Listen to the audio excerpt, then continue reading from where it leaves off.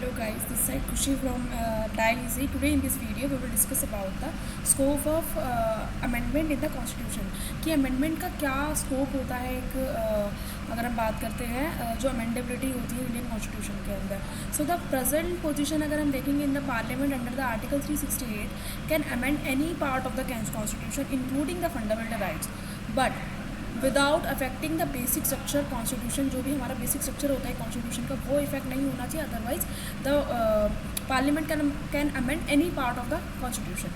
सो अगर हम देखें इस चीज़ में कि जो बेसिक स्ट्रक्चर होता है वो क्या क्या कंटेन करता है from the various judgement of the जो मैं आपको बताऊंगी बेसिक स्ट्रक्चर को किस तरीके से डिफाइन किया है.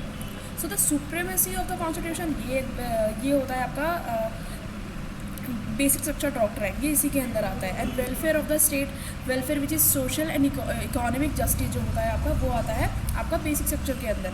Now the second thing is principle of equality and the next is sovereign democratic and Republic nature of the Indian polity. यानी कि आप कुछ भी अमेंड कर सकते हो, आप इस तरीके से अमेंड नहीं कर सकते हो कि इंडिया की सॉवरेनिटी पे फ़र्क पड़ रहा है, उस चीज़ से डेमोक्रेसी पे फ़र्क पड़ता है.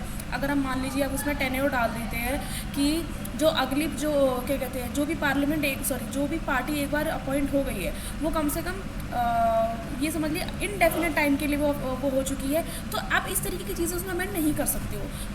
बेसिक जो आपका स्ट्रक्चर है वो आपका इसमें नहीं हटना चाहिए. Now the next thing is judicial review. Judicial review में आ जाता है बेसिकली जो आपकी power of the court to review any kind of policy of the state. And the next is secular character of the constitution. जो हमारा secular character है constitution का वो बेसिकली नहीं हटना चाहिए हमारे अमेंडमेंट से. Now the freedom and integrity of the individual, dignity of the individual, independence of the judiciary, separation of power between the legislature and the executive of the judiciary.